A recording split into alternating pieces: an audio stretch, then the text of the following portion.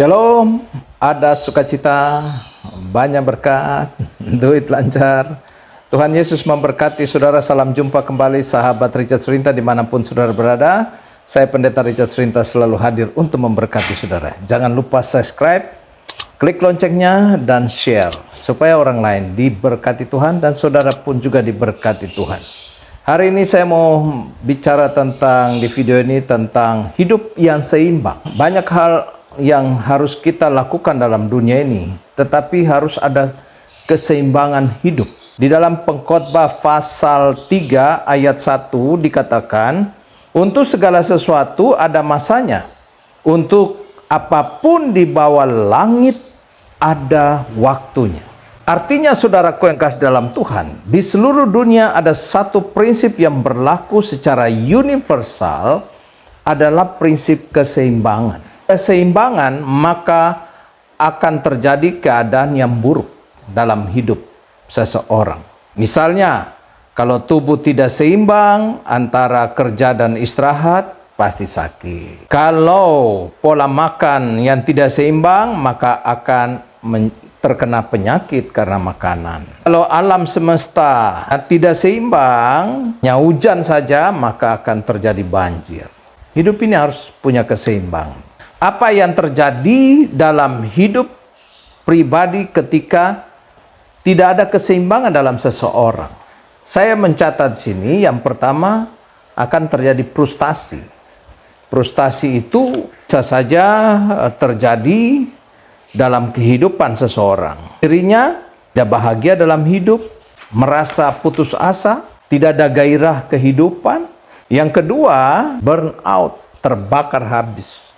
Artinya saudara, dikatakan dalam hidup ini terus bekerja tanpa pernah mengambil waktu santai, maka akan terjadi burnout, terbakar habis. Jadi putus asa dan tidak bisa buat apa-apa, tidak punya kekuatan apa-apa.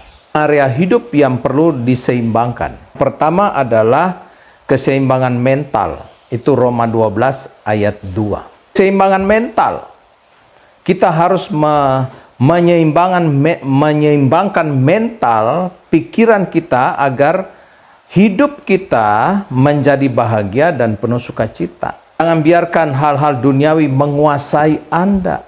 Masukkanlah hal-hal positif dalam hidup Anda. Kalau saudara dengar banyak khotbah yang membangun, ya itu bisa membuat hal-hal positif dalam hidup saudara. Kedua, keseimbangan fisik. 1 Korintus 6 ayat 19-20. Alkitab mengatakan bahwa tubuh kita adalah bait Roh Kudus, tempat di mana Roh Kudus berdiam.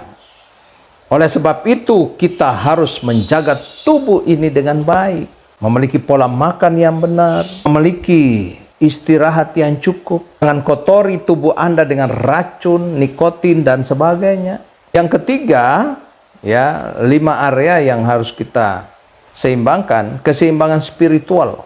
2 Petrus 3 ayat 18. Maka keseimbangan spiritual yang saya catat sini meliputi 2 hal.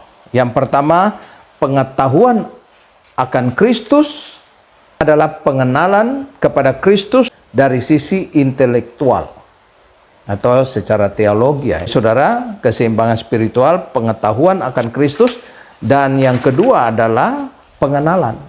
Yang keempat, saudaraku yang kasih dalam Tuhan, keseimbangan emosional. Galatia 5 ayat 22 sampai dengan ayat 23. Orang yang memiliki keseimbangan emosional memiliki beberapa ciri. Yang pertama, emosinya stabil. Yang kedua, hidupnya tidak dikuasai kekhawatiran. Yang ketiga, hidupnya menghasilkan buah Roh Kudus. 5 area yang harus kita seimbangkan. Yang kelima, keseimbangan sosial. Roma 12 ayat 15. Dikatakan di sini bahwa jadi seimbang secara sosial. Apa keseimbangan secara sosial? Kita hidup selaras dengan orang lain. Jangan banyak musuh. Jangan suka berkelahi. Jangan suka membenci. Yang berikut, kita tidak mengucilkan diri. Boleh berteman, silakan. Jangan suka mengurungkan diri. Orang yang mengurungkan diri itu adalah orang-orang yang biasa kalau ada gejala stres dan sebagainya. Sebagai kesimpulan saya mencatat, hidup yang damai dan bahagia adalah hidup yang seimbang. Sudahkah Anda menemukan keseimbangan? Kalau belum, mintalah kepada Tuhan dan tetap berjuang agar saudara tetap bahagia. Saya Pendeta Richard Surinta selalu hadir untuk memberkati saudara. Jangan lupa subscribe, klik loncengnya, dan share. Tuhan Yesus memberkati. Haleluya.